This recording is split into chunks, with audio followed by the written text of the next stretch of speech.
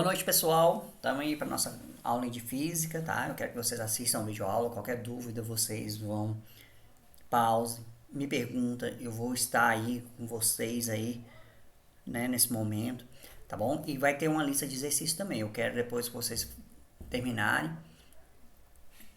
me passem o print do caderno de vocês com a lista de exercícios, tá bom? Outra coisa, comentem aí embaixo no vídeo, né, as aulas para marcar como se fosse uma presença para vocês, para ver se como vocês estão assistindo às aulas, tá bom? E as aulas vão ficar aqui, né, eu não vou tirar do canal, tá bom?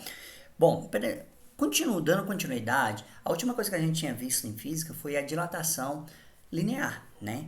E agora, a gente dando continuidade, a gente vai ver agora a dilatação superficial. O que acontece? O que vem a ser a dilatação superficial? Ela ocorre em duas dimensões, ou seja, ela ocorre em uma área, né? Então, se você tem uma chapa lá, então ela vai dilatar nas duas dimensões, na largura, no comprimento, ou na altura e na largura, tá bom? Então, o que acontece? Qual que é a formulinha da nossa dilatação? Então, vocês lembram que a dilatação linear era ΔL? Agora o que mudou? Agora vai ser o que? ΔA, né? Que é de área, né? ΔA é igual a área inicial vezes o coeficiente de dilatação superficial, que é o beta, antes era o alfa, agora vai ser o beta, vezes a variação de temperatura. Então, em termos de fórmula, o que mudou, só que em vez de usar o A, a gente vai usar o B, né? Que era o alfa, agora a gente vai usar o beta. Uma coisa que eu quero deixar bem claro para vocês é que o beta vale duas vezes o alfa, porque são duas dimensões, tá bom? Então vamos lá. O que vem a ser o ΔA? O ΔA é a variável da dilatação superficial. Então, a própria dilatação superficial é o meu ΔA. Né? O A0 vai ser o que? A minha área inicial, tá bom? Então, essa é a área inicial. Não tem unidade específica, porque pode ser o que? Metro quadrado, centímetro ao quadrado, decímetro ao quadrado, quilômetro ao quadrado. Então, é a área inicial. Então, depende do que a gente está estudando. Já é um derivado do metro, lógico, né? Ou um múltiplo ou um submúltiplo do metro, tá bom? E o que vem a ser o beta? Vai ser o que? O coeficiente de dilatação superficial. Lembrando que ele é duas vezes o alfa, tá? E outra coisa que nós temos aqui é a variação de temperatura, né? Que é o meu que? A minha temperatura final menos a temperatura inicial. Então, isso aqui vem ser a minha variável da dilatação superficial, tá bom? Eu vou passar esse conteúdo também, né, dessa aula para vocês poderem estudar e copiar nos seus cadernos, tá ok? Então agora vou passar para vocês um exemplozinho prático de como funciona a dilatação superficial, tá bom? Só um momentinho. Bom, então vamos ao nosso exemplo de cálculo de dilatação superficial, tudo bem? Tá, então o que eu tenho aqui? Uma chapa com as dimensões 35 por 20 está a 15 graus Celsius, ou seja, a temperatura inicial dessa chapa é de 15 graus Celsius e vai para 45 graus Celsius. Qual foi a dilatação sofrida e qual a área final dessa chapa? Sabendo que o coeficiente de dilatação linear, tá vendo? Esse aqui ó, é alfa, né? Linear é igual a 0,0025, ou 25 décimos de milésimo, né? Graus Celsius a menos 1. Tá, professor, então o que a gente vai fazer? Nós vamos aplicar a nossa formulinha, né? Coeficiente de dilatação superficial é igual a área inicial, né? Vezes o coeficiente de dilatação superficial vezes a variação de temperatura. Gente, nós agora vamos calcular cada um desse aqui separadamente, tá? Então a gente calcula esse separado para depois a gente fazer o produto, tudo bem? Como que a gente vai fazer? Primeiro a gente vai calcular a área inicial. Por quê, professor? Porque aqui ó, é dado as dimensões, então a gente tem que fazer. Como é uma chapa, é um retângulo, então vai ser o quê? 35 vezes 20, né? Então a área inicial é igual ao quê? 35 vezes 20. Fazendo aí na calculadora, 35 vezes 20, a gente encontra 700. Então, opa, já chama a área inicial. A área inicial é 700. Agora, o que que acontece? Nós vamos calcular o beta. Por quê, professor? Porque aqui está com alfa. E como que eu calculo o delta? O delta é o dobro do alfa, tá bom? 2 vezes, né? Então, o beta vai ser o quê? 2 vezes 0,0025. Fazendo aí na calculadora, a gente acha 0,005, ou seja, passou de 25 décimos de milésimos para 5 milésimos, tá bom? Então, ué, professor, mas não é 25 mais 25 é 50? Pois é, mas aqui tem um zero, só que o zero depois da vírgula é ignorado, tá, gente? Os zeros aqui, à direita depois da vírgula são ignorados, não é necessário colocá-los. Tudo bem? Tá, continuando. O que que falta agora? Calcular. Então, já que a gente está calculando separado, vamos calcular a variação de temperatura. O que que acontece? Eu tenho a temperatura inicial, que é 15, e a temperatura final, que é 45. Aí é 15 menos 45? Não. Primeiro a gente vai fazer o quê? A temperatura final menos a temperatura inicial, né? Então é 45 menos 15, que aqui é fácil, né? 45 menos 15, 30.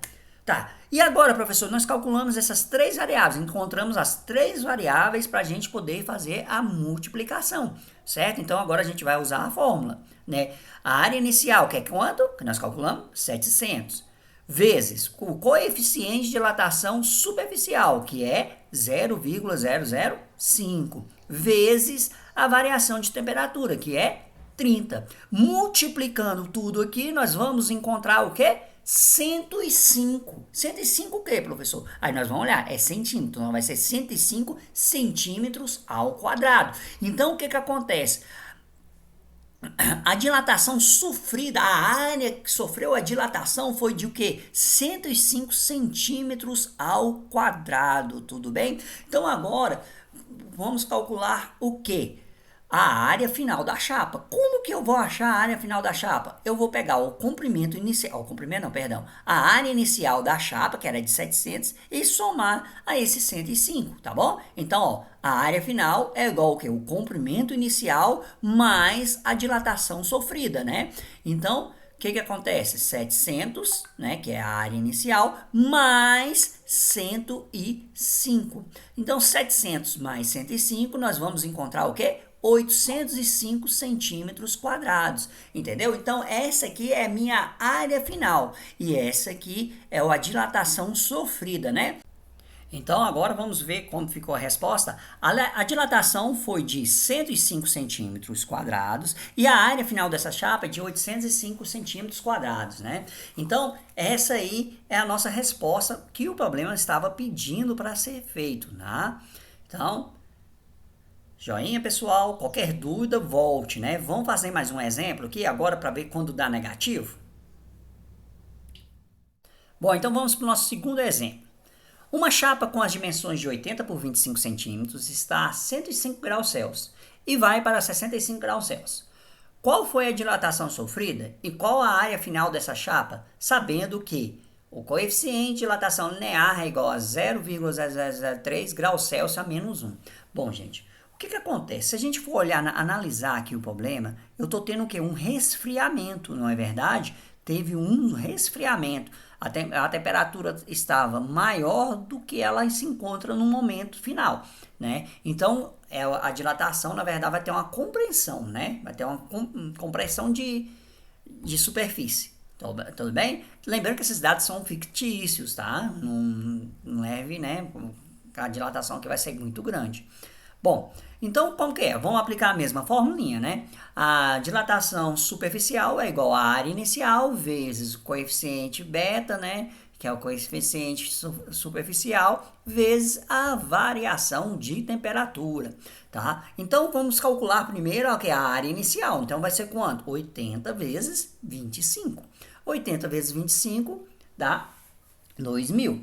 Certo? Então, a nossa área é de 2.000 centímetros quadrados, tá? É uma chapa de 2.000 centímetros quadrados. O que que acontece? O coeficiente de dilatação linear dele é de 3 milésimos, né? Eu dobrando ele, vai passar para 6 milésimos, né? 2 vezes 0,3 dá 0,006, tá bom? Então, agora a temperatura final. Gente, não é a inicial menos a final. É a final menos a inicial. Então, é 65 menos 105.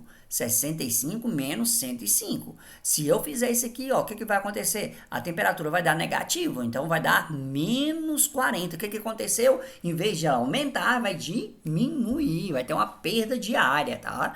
Então vamos ver como que vai ficar. Agora é só fazer o produto, não é isso? Então vai lá o quê? 2.000 vezes 0,006 vezes menos 40. Calculadora simples, elas não calculam menos 40, né? Então, o que que acontece? Você vai multiplicar por 40, lembrando que o resultado vai dar negativo, certo? Então, vamos lá. Multiplicando 2.000 vezes 0,006 vezes menos 40, o que que eu vou encontrar? Vai dar menos 480 centímetros quadrados, tá? Então, o que que acontece?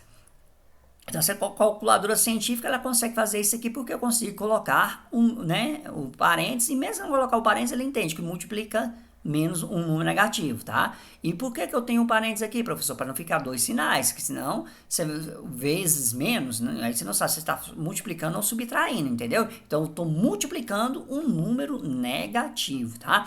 Lembrando que teve uma perda de 480 centímetros quadrados. Então, essa aqui foi o que? Minha dilatação sofrida, né? Negativa. E o que que vai acontecer agora, professor? A área inicial mais o que foi perdido, a dilatação superficial. Só como ela é negativa, em vez de ser mais, ela vai passar a ser o quê? Menos, né? Então, a área final vai ser o quê? 2.000 menos 480. Fazendo essa subtração, eu vou achar a área de 1.520 centímetros quadrados. Tá, gente? Cuidado, quando a temperatura inicial for menor do que a temperatura final, as respostas vão dar negativa. Então, o que que acontece? A área inicial vai ser maior do que a área final. E outra coisa, a temperatura vai ser,